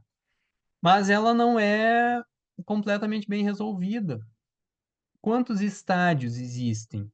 Entende? Tem teoria com. Kierkegaard pensa em termos de. A gente fala sempre muito em termos de três estádios, né? Estético, ético e religioso. mas você tem os estádios intermediários, você tem a divisão dentro do religioso. A certa altura, Kierkegaard diz, no fundo, existem dois estádios, o estético e o religioso. Na minha opinião, essa é a melhor divisão de todas, em dois estádios, tá? No fim das contas, se você é estético ou religioso, não faz muita diferença. Isso teria que ser bem explicado, tá? Mas então, a teoria não é isso é a primeira coisa, a teoria não é completa. A segunda é que ela se tornou famosa porque ela foi muito reproduzida. Todos os manuais, durante muito tempo, eram organizados em cima dessa estrutura, em cima da estrutura dos estádios, tá? Você vai explicar aqui, que ele começa falando do estético, depois fala do ético, e por fim fala do religioso e tal, e aí você abarcou ele, tá? Quando eu escrevi o 10 lições sobre Kierkegaard, eu fiz questão de não estruturar ele baseado nos estádios, tá? Até porque eu nem acredito nessa, nem acho que seja bom ou consistente, tá? Os problemas, Túlio, né, que perguntou, os Isso. problemas é, são vários. O primeiro deles é como se dá a passagem de um estádio para o outro. Outro problema é como que os estádios interagem. E outro problema é quais e quantos são os estádios, tá? E Kierkegaard então, tem várias elaborações. Agora, olha só, também não é tão simples, porque os conceitos de estético, ético e religioso são importantíssimos para Kierkegaard. Então, na minha leitura, eu proponho essa leitura no capítulo sobre existência, no 10 lições, tá? O que eu proponho é o seguinte, que a gente dê atenção aos conceitos. Olha só, o conceito de estético, ele é super importante. Por quê? Se você já aprendeu alguma coisa sobre a existência, você já entendeu que, do ponto de vista estético, a sua vida pode estar completamente em ordem, ela pode estar sem sentido, né? Pô, organizei tudo do ponto de vista da sensibilidade, da sensação, do prazer, e ainda assim me falta algo. Então, o estético, ele é insuficiente do ponto de vista da existência. Aí, quando eu me dou conta do, do limite da estética, eu encontro uma solução que muitos de nós encontramos. Eu me torno ético. Então, eu vou agir é, não vou pautar minha existência na estética, mas na ação e na ação ética. E aí sim, a minha vida adquire sentido, autenticidade, como queiram.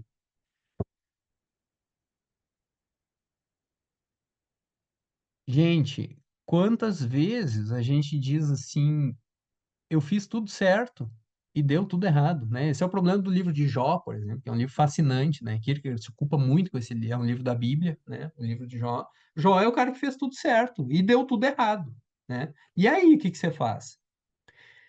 Então, claro que agir eticamente é importante, mas não é suficiente do ponto de vista da construção de sentido, né? E aí nós precisamos o quê? Bom, aí que começa a história. Nós precisamos colocar a subjetividade em jogo, lidar com o paradoxo, lidar com essa síntese que constitui o eu, etc, etc. Então, assim, o que eu estou querendo dizer é que esses conceitos são importantes, mas a gente eles são importantes, ajudam a entender muita coisa, mas a obra de Kierkegaard, ela não se encaixa nesses conceitos, tá? Se a gente tenta encaixar a obra de Kierkegaard nesses conceitos, e eu já vi bastante dessas tentativas, tá? A gente acaba tendo que forçar a obra dele, sabe? Então não dá. Claro que a gente faz paralelos entre a angústia, o desespero, a fé, com tudo isso, e a gente pode fazer, mas a gente não consegue, com consistência, adequar a teoria dos estádios a várias das ideias de Kierkegaard, porque a obra dele é como se ela extrapolasse, né? Como aquela comida que ferve assim sai para fora da panela, né? Assim, ele extrapola esse tipo de estrutura. Tanto que Kierkegaard, no final, ele aos poucos, ele abandona, às vezes ele volta essa teoria, mas ele não completa ela nunca, sabe? É, Então, eu acho que os conceitos de estético, ético e religioso ajudam, mas a gente tem que cuidar para não montar um esquema com isso, porque ele vai até certo ponto, né? E o problema da teoria dos estádios, talvez que seja o maior, na minha opinião, é que ela simplifica demais Kierkegaard, né? Você consegue explicar para uma criança o que que são os estádios, né? É, E aí parece que é tudo muito, as coisas se encaixam de uma maneira que na obra de Kierkegaard, quando você começa a se aprofundar, elas não se encaixam. É, Beleza? Eu acho que é o que dá para dizer no momento, assim, né? De básico, tá? Ótimo, professor, É, obrigado. Nada, tranquilo. Bom, com relação ao tornar-se si mesmo, eu já falei várias coisas, e para eu ir fechando a nossa fala, um ponto que eu acho muito importante da gente ter em mente é que eu falei dessa dialética no começo, do desespero ao tornar-se mesmo. O doença para a morte, o assunto do doença para a morte não é desespero, tá? O francês ele foi traduzido como Tratado do Desespero. É um título horrível. Por que não é o título, mas porque ele dá uma ideia errada, tá? E por que que eu digo que não é desespero? Porque se vocês olharem o subtítulo, tá? A obra tem um subtítulo que é importantíssimo. Uma coisa que a editora Vozes fez que eu achei muito legal, assim, nessa tradução, nós temos aqui uma reprodução da folha de rosto da primeira edição da obra, tá?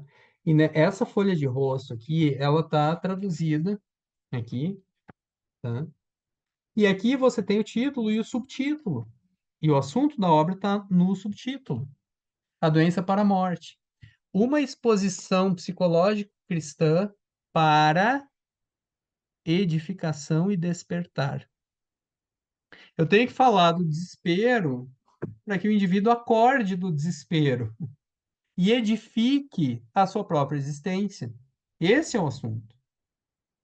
Tá? Então a gente tem que ler, tem que dar muita atenção em Kierkegaard aos elementos pré-textuais. O título, o subtítulo, está na epígrafe, tá? Qual é a epígrafe? Ele vai escrever em linguagem bem religiosa, tá? Onde Clímacos é um cristão por excelência, tá? Vejam a ideia. Senhor, dai-nos olhos baços as coisas sem validade, e olhos bem perspicazes a toda a tua verdade. Temos que aprender a fazer as distinções. Damos a maior importância para qualquer perda, mas não ligamos para a perda de nós mesmos. Então, ele tem que trazer essa perda à consciência. Ele vai ter que falar do desespero da finitude, do desespero da infinitude, etc, etc, etc. Tá? Mas o foco é a construção de si mesmo. Agora, eu não consigo construir a mim mesmo se eu estou desesperado e não tenho consciência do meu desespero, entende? Então, eu tenho que trazer à tona, né? Ele vai dizer a certa altura, pois o médico deve, antes de tudo, diagnosticar a doença, né? Se é um bom diagnóstico, ele não consegue curar a doença. Cura é um termo importante aqui, tá? Um outro ponto importante, vou mencionar rapidamente, é que a superação do desespero lida, isso eu acho bem importante, ela lida com o limite da vontade. A gente tem que ter consciência de que eu posso querer desesperadamente ser eu mesmo. Com isso, a vontade não basta, porque a vontade pode estar operando no, no interior do próprio desespero. Por isso que a filosofia de Kierkegaard lida com o imponderável, lida com a graça, lida com elementos que escapam à minha própria força racional, à minha própria objetividade, à minha própria capacidade racional, e inclusive à minha própria vontade. Isso não quer dizer que a vontade não seja importante, mas ela tem que ser qualificada, assim como a ação tem que ser qualificada. Vejam hoje, todo mundo sabe disso, tá cheio de coach por aí incitando todo mundo à ação. Vai, age, age, age. Você vai resolver na ação, vai resolver na vontade, na força de vontade, né? A gente sabe que isso não basta, que não funciona assim, né? Você precisa rever a base. Só que essa base você não consegue produzir do nada racionalmente. Então aí você lida com o imponderável, com aquilo que o cristianismo chama de graça. Kierkegaard, então, nesse sentido, ele está operando numa plataforma cristã, relendo essa plataforma cristã, mas operando no interior dela. Por isso que eu insisto que a gente não pode separar muito as coisas, tentar, eu quero entender só a filosofia, deixando de lado a plataforma religiosa. Ele pensa filosoficamente a partir do paradoxo, a partir de vários desses conceitos, graça, o imponderável, o paradoxo, a alteridade, etc. Tá? É, é, e por fim, para terminar, tá? Adiante, eu pretendo desenvolver em alguma aula isso um pouco mais, tá? O ser humano, ele é essa relação de finitude e infinitude. O ser humano, ele se torna como que um paradoxo, porque ele une essas polaridades em si, tá? A cura para o desespero, para Kierkegaard, então envolve a fé, no sentido de tudo que eu já falei, né? Num sentido bastante aberto, não substancializado, digamos assim. O núcleo do cristianismo, Kierkegaard insiste muito nisso, é o paradoxo do eterno no tempo, o paradoxo de Jesus Cristo, tá? É disso que ele está falando em várias obras, tá? Inclusive na Doença para a Morte, se vocês lerem a introdução é toda ela sobre Cristo. Aí depois ele começa a falar de desespero, você fica assim, ué, qual é a lógica disso, né? Ele fica lá falando de Cristo, parece que é um livro assim que ele vai ficar falando dos evangelhos o tempo todo e aí ele esquece aquilo, esquece entre aspas, começa a falar do desespero. Uma interpretação que a gente pode desenvolver a partir disso é o seguinte: o ser humano é essa relação de finitude e infinitude que se desarticula no desespero. O núcleo do cristianismo para Kierkegaard é a ideia de que essa síntese, essa relação, ela tem uma realidade, ela é realizável, ela é efetivável. E a mensagem fundamental do cristianismo é, sim, ela tem uma realidade. E assim como ela tem uma realidade, ela pode ter uma realidade para cada indivíduo. Como que eu sei disso? Bom, é isso. Eu não acesso do ponto de vista da objetividade. Essa é a crença de que esse paradoxo pode se realizar na existência. Mas isso é uma crença. Isso implica em colocar a subjetividade em jogo. Isso implica em lidar com o paradoxo. Isso implica em lidar com o imponderável. É aí que mora a religião. E é por isso que para Kierkegaard a fé é cura para o desespero. Tá? Então, aí, se a gente lê nessa chave, a gente percebe que esse paradoxo cristão e esse paradoxo que ele percebe no indivíduo, lá na frente eles estão ligados. Tá? Mas o paradigma fundamental é esse do paradoxo do eterno no tempo, né? Se a gente quiser do amor que cria corpo, né? E vai ao encontro do outro, esse é um modelo para ele pensar como paradigma fundamental para a existência. Porque vamos lá, para eu experimentar ou tentar experimentar essa superação do desespero, de alguma maneira eu tenho que acreditar que ela é possível, né? E Kierkegaard entende que a mensagem do cristianismo está dizendo fundamentalmente que, e aí é uma aposta de sentido, existe cura para o desespero, para a desarticulação do eu, para a perda do sentido. E nesse sentido, é uma mensagem de esperança, né? De que essa mensagem de cura para o desespero. Tá? Então, o processo de tornar-se si mesmo é o processo de superação do desespero que atravessa esses elementos. Eu sei que eu não pude desenvolver muito esses elementos, para isso a gente precisa um pouquinho mais de tempo, mas com isso eu tentei dar algumas chaves, assim, para a gente não cair em alguns mal-entendidos e lidar com isso que eu acho assim, que é fundamental para entender alguns pontos da psicologia de Kierkegaard. Desculpa, gente, eu ter me alongado demais, mas enfim, é basicamente isso. Eu Jonas, estou aberto para deixa perguntas. eu. A gente está caminhando já para o final, com 10 minutos. Eu queria fazer uma pergunta. O Álvaro, na semana passada, ele sempre fala isso, coloca Kierkegaard como um grande psicólogo, né? E para a gente, como a gente está num lugar, num ambiente de psicologia, falando com psicólogos, qual você acha, assim, você já falou disso o tempo inteiro, claro, né? Mas para a gente concluir, qual você acha que é a importância do pensamento de Kierkegaard para a psicologia, na psicologia clínica? Hum, é, é, difícil falar, porque eu acho que tem várias implicações.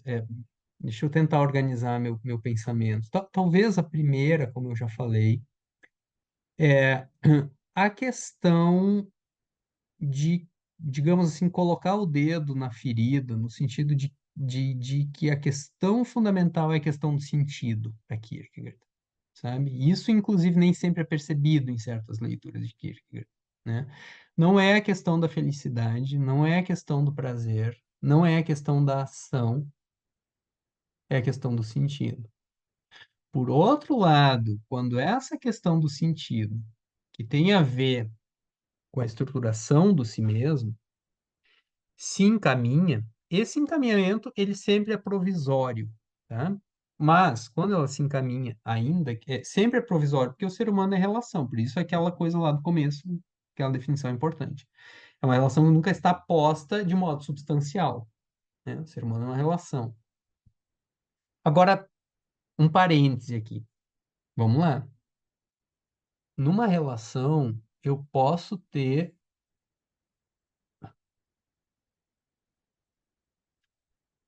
Deixa eu colocar de outra maneira.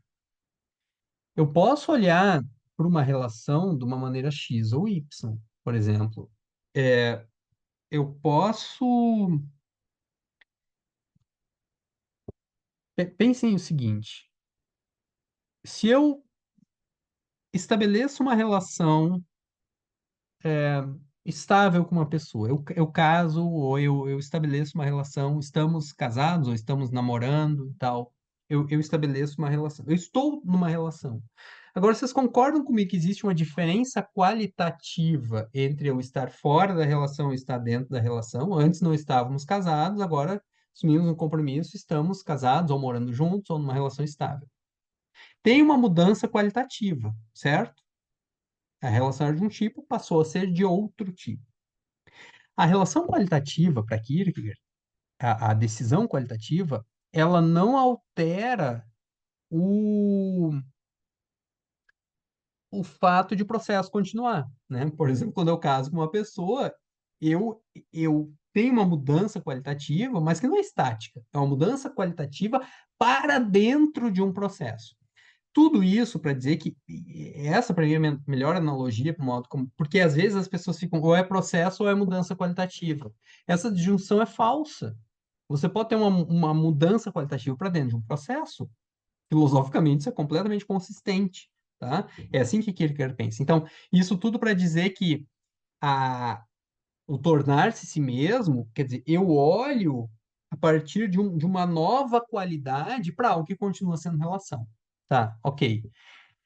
Mas nesse processo, então, de tornar-se mesmo que experimenta uma mudança qualitativa, ah, quando eu foco na questão do sentido e reencontro dentro do processo a reestruturação do meu eu, isso requalifica o estético, a ação. Então, a questão dele sempre e isso eu acho que é importante para a psicologia, então eu dei uma volta longa, mas isso eu acho que é importante, é entrar no âmago da questão do sentido. E as demais questões decorrem da questão do sentido. Entende? Se você lê, por exemplo, Temor e Tremor, do Kierkegaard, o Cavaleiro da Fé, ele é aquele que abandona a finitude em direção ao infinito e retorna à finitude. Se você prestar bem atenção, ele é o paradigma do religioso. O religioso, para Kierkegaard, ele é mais estético do que o esteta. Por quê? Porque tudo que o esteta tem é a própria estética. Então ele não tem um critério, aí ele depende da estética. A partir do momento que a estética falha, a gente vai dizer ele entrou em desespero. Não, a vida dele toda era desespero, porque ele não resolveu o problema fundamental da estrutura do sentido. Tá? Aí ele depende da estética. A estética falhou em algum momento, ele, pô, nada faz sentido. Esse problema você vai encontrar também na Repetição, que é uma obra que tem bastante psicológica, né? O Constantin Constâncios, ele, poxa, você já fala consigo mesmo, assim, você já foi para Berlim, pode ir de novo para ver se a repetição é possível. É mesmo, né? Se a gente pode fruir de novo esteticamente. Aí ele volta para Berlim, só se frustra. Nossa, agora a cidade está empoeirada, eu voltei para o teatro, o ator não estava tão bom e tal. Frustração em cima de frustração. E aí ele não consegue repetir. Porque ele depende pura e exclusivamente da estética. E a estética frustra ele. Porque ele não tem um centro de sentido bem estabelecido. Mesmo que esse centro de sentido seja processual, como eu disse antes, tá? É, então, eu não sei se para vocês eu estou chovendo no molhado, mas eu acho que essa é uma questão fundamental, e claro que eu aqui tô dando apenas as linhas gerais, mas ele aprofunda essas questões, né? De ir para o núcleo e entender o resto como decorrendo daí. Para além disso, eu acho a ideia de que você não consegue enquadrar o ser humano dentro de um sistema objetivo, seja ele psicológico, seja ele filosófico, seja ele o que for, tá? As mediações que são válidas para o sistema não são válidas para a existência. Ele explica isso no detalhe. Para as questões fundamentais da existência, você vai ter que saltar, você não vai reunir todos os critérios, não vai ter todos os parâmetros, e ali, justamente ali, você vai ter que decidir, tá? Então, por que que a gente fica buscando mediações e objetividade? Porque é uma delícia, né? É ótimo você saber exatamente o que que você tem que fazer, né? Me diz o que que eu tenho que fazer, por favor, né? Não posso, né? É, uma vez uma aluna chegou para mim assim, eu quero fazer doutorado com você, me diz que tese que eu tenho que fazer que eu faço. Se eu disser que tese que você tem que fazer, ela já não é uma tese, né? Se eu disser qual é o sentido da sua vida, já não é o sentido da sua vida, né? Enfim, todo mundo sabe isso, mas assim, não tem sistema, não tem, quer dizer, existe um limite da objetividade, existe um limite da mediação, a gente fica buscando mediações e objetividades, né? É,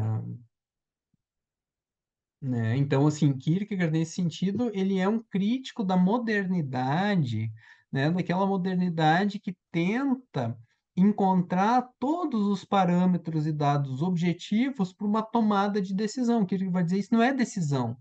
A decisão ela só acontece no limite do conhecimento, a verdadeira decisão existencial, né? É, acho que, mais uma coisa, eu acho que é importante que Kierkegaard coloque uma pedra no sapato para nós todos, psicólogos, filósofos, que é pensar o limite da linguagem e o limite da vontade. Ou até melhor, o limite da linguagem, o limite da vontade e o limite da ação. Tá? Mas a ação e a linguagem, a gente talvez pense um pouco melhor esses limites, né? A gente está acostumado a ler poesia, você vai ler Manuel de Barros, você vê enfim, tem vários. Agora, o limite da vontade eu acho que também é importante a gente pensar, né? Porque Kierkegaard entende que a vontade pode agir no interior do desespero, e eu não consigo superar o desespero a partir do próprio desespero, é uma questão de lógica para ele, é uma questão filosófica. entende? Então, eu escrevi há um tempo atrás um artigo chamado Retroceder para Avançar, Pressupostos para o Conceito de Tarefa em Kierkegaard. E a tarefa da existência, nós chegaríamos a ela retrocedendo, não avançando. Nós teríamos que parar de agir e nos abrir para o imponderável, digamos assim, a partir do qual eventualmente nós poderíamos agir. Tá? Talvez esse seja um ponto importante, de certo modo inovador, né? Enfim, daria para falar por horas, eu acho, mas eu acho que são pontos assim que merecem atenção, sabe? No Doença para a Morte merece atenção o desesperadamente querer ser si mesmo.